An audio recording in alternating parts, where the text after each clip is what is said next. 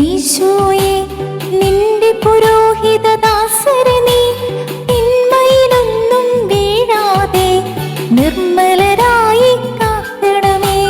നിൻ തിരുരക്തം നുകരുന്ന അധരം നിർമ്മലമാക്കണമേ. നിന്റെ ശരീരമുയർത്തുന്ന കൈകൾ പാവനമാക്കണമേ. ലൗകികമോഹം നിറയാതെ ഹൃദയം സുരഭിലമാക്കണമേ. ദൈവിക കാന്തി നിറച്ചിന്നും മദനം ആസുരമാക്കണമേ.